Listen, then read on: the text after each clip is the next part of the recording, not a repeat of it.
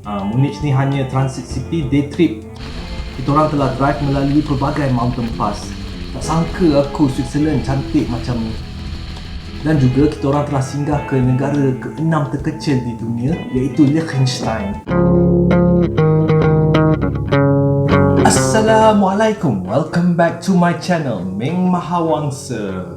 Video hari ini ialah episod ke-16 Overland Malaysia ke England, di mana aku telah pergi ke bandar Munich di Germany dan juga telah mengeksplorasi Swiss Alps.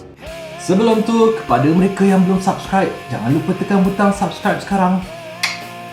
Dan juga jangan lupa komen, share dan like. Episod sebelum ni aku telah cerita di mana aku telah sewa kereta dan telah buat road trip pergi ke Austria, Hungary, Slovakia, Czech Republic dan juga Poland. Kawan-kawan aku yang lain yang telah sewa kereta bersama-sama dengan aku telah berpisah dengan aku sebab dia orang kena balik ke Sarajevo. Aku pun telah move on ke negara baru. Aku ambil overnight bus lah daripada Prague pergi ke Munich. Aku sampai Munich pada pukul 7 pagi. Munich ni hanya transit city day trip sebelum aku move on ke destinasi seterusnya. Munich ialah bandar ketiga terbesar di Germany selepas Berlin dan Hamburg, dan dia mempunyai populasi seramai 1.5 juta orang. Munich merupakan capital city untuk negeri Bavaria di Germany, ataupun dalam bahasa mereka Bayern. Munich kali pertama disebut dalam sejarah pada 1158. Orang Kristian Katolik di Munich telah menentang kuat dengan Reformation, ataupun dia dikenali sebagai Reformasi Protestan yang bermula pada tahun 1517. Ia bermula daripada Martin Luther, seorang paderi dari Jerman. Pergerakan ini bermula dengan percubaan memperbaharui Gereja Katolik Rom, kerana kebanyakan penganut-penganut Katolik di barat berasa gusar dengan apa yang mereka pandang sebagai ajaran songsang dan penyelewengan di dalam institusi gereja itu sendiri, terutamanya melibatkan pengajaran dan juga penjualan indulgence ataupun pengampunan. Daripada reformasi Protestan ni, terhasillah cabangan-cabangan baru agama Kristian, iaitu seperti Kristian Lutheran yang diasaskan oleh Martin Luther dan juga Kristian Anglican yang telah berubah ke Church of England daripada Church of Vatican. Aku juga peminat bola sepak, so aku ambillah kesempatan aku untuk pergi ke stadium antara klub terbesar di dunia, iaitu Bayern Munich. Tapi itulah, hanya dapat tengok Allianz Stadium ni daripada luar sahaja. Nak buat stadium tour, time tu tengah bajet jugalah. Aku juga telah pergi ke headquarters BMW yang terkenal di Munich. Dekat situ ada kilang, showroom dan juga museum BMW. Korang mesti kenal sangat dengan nama BMW ni. Tapi korang tahu tak, sebutan nama dia lain sebenarnya. Sebutan sebenarnya dalam bahasa asalnya, iaitu bahasa Jerman, ialah BMW. BMW ni ialah initial daripada Bayerische Motorenwerke, ataupun dalam English Bavaria Motor Works. Dan pada hari itu juga aku telah move on ke negara Switzerland dengan menaiki bas yang telah melintas sebuah tasik. Di Switzerland, aku telah berjumpa dan duduk bersama kawan lokal aku, iaitu Andreas Kaduf di Lufingen, tak jauh daripada Zurich. Ini kali kedua aku telah pergi ke Swiss dan lepak dengan Andy. Kali pertama aku telah pergi ke Swiss pada tahun 2009, di mana aku telah buat Euro trip yang pertama aku. Dan semasa trip kali pertamanya di Switzerland, Andy dah bawa akulah jalan-jalan dekat bandar-bandar di Switzerland. First time aku jumpa dia dekat Malaysia sebenarnya. Semasa tu dia tengah buat internship dekat Sheraton Cottage.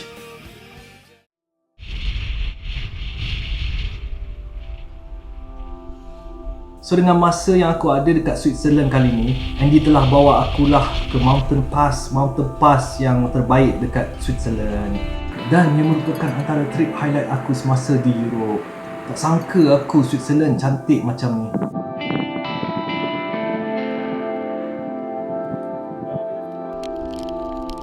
Kita orang telah drive melalui pelbagai mountain pass, dan setiap mountain pass ni adalah unik dan mempunyai identitinya tersendiri.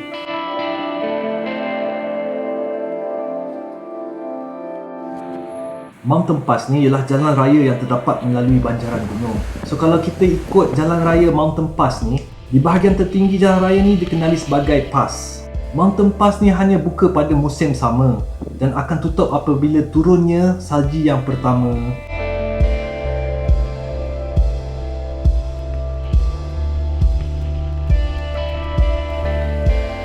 Dan Andy ada rumah keluarga dekat kawasan Alps ni dan kita orang tidurlah beberapa malam dekat situ. Memang best lah pengalaman ni. Aku dapat tidur dekat kawasan Alps dan pada waktu malam dia punya langit sangat cerah. Mountain Pass di seluruh dunia memang terkenal dengan keadaannya yang agak mencabar. Tetapi ia telah memainkan peranan yang penting dalam sejarah, terutamanya dalam trading, perang dan juga migration. Di Switzerland memang terdapat banyak mountain pass, terutamanya di Jura Mountains. Dan dia memang terkenal lah dengan bikers dan cyclists sebab pemandangannya yang menakjubkan. Oh, this is the lake that you said? On the right? Is it, Andy? Yeah. Mountain Pass ini juga terkenal dengan perlumbaan basikal seperti Tour de Suisse, Tour de Romandie dan lain-lain lagi.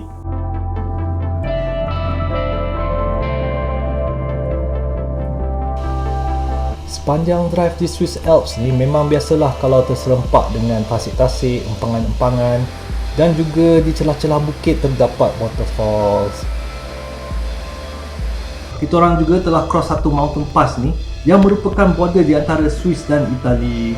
Boleh nampaklah beza apabila berada di sebelah Itali.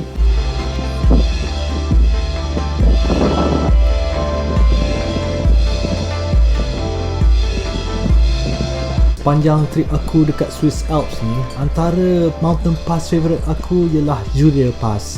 Dekat sini view dia memang sangat cantik dengan adanya batu-batu dan lembu-lembu Switzerland.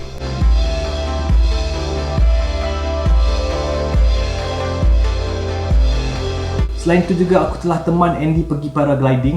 Ini telah menjadi hobi dia lah semasa tu dan dia boleh fly sendiri.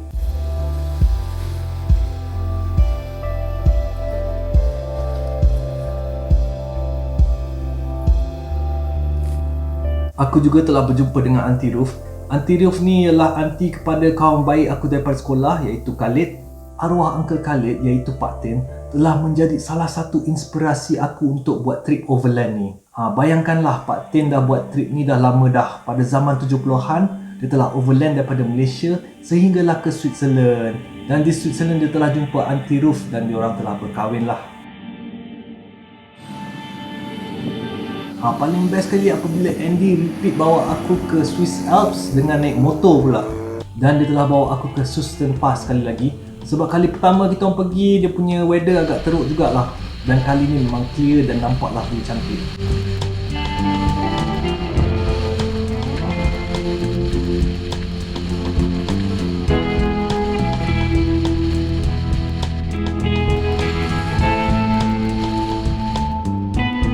Susten Pass ni merupakan antara mountain pass kegemaran orang jugalah.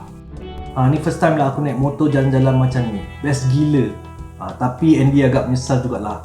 Biasanya Andy akan drive motor dia sorang-sorang pergi ke mountain pass ni. Tapi kali ni dia kena bawa aku sebagai pembonceng. Dan motor dia ni bukan jenis adventure, so agak penat jugalah Andy bawa aku. Dan juga kita orang telah singgah ke negara ke-6 terkecil di dunia iaitu Liechtenstein yang terletak di antara Austria dan juga Switzerland. Yeah, we're now crossing the river. Wow! Liechtenstein border. It's border. Oh, this, now Liechtenstein! Yeah! Liechtenstein. This is the flag, yeah? Liechtenstein, okay, cool. Aku fikir aku seorang je tahu pasal Liechtenstein. Bila aku sampai dekat sana, ramai pula pelancong Asia. Andy! This is Asia, not Liechtenstein. Andy pun tak faham kenapa aku nak sangat pergi ke Liechtenstein. Katanya tak ada apa-apa pun dekat sana dan lebih baik pergi ke bandar-bandar lain yang cantik dalam Switzerland. Aku nak pergi Liechtenstein ni sebab suatu ketika dulu aku obses dengan negara-negara kecil di dunia. Kalau korang tengok kat peta dunia, Liechtenstein ni dot saja. Liechtenstein ialah sebuah negara mikro dan mempunyai keluasan negara hanya melebihi sedikit 160 km persegi. Manakala jumlah penduduknya dianggarkan seramai 35,000 orang. Seminggu jugalah aku telah duduk kat Switzerland dan berjalan-jalan bersama Andy. Dan aku pun telah move on ke tempat baru. Alright guys, itu sahaja pengalaman aku di Swiss Alps. Episod seterusnya ialah pengembaraan aku ke Itali pula. Dan aku pun telah pergi ke negara-negara terkecil di dunia. Di antaranya ialah San Marino, Vatican City dan juga Monaco. Sebelum tu, kepada mereka yang belum subscribe, boleh tekan butang subscribe sekarang. Dan juga jangan lupa tekan butang notification tu supaya korang dapat video update yang terkini. Alright guys, thank you for watching. See you on my next video.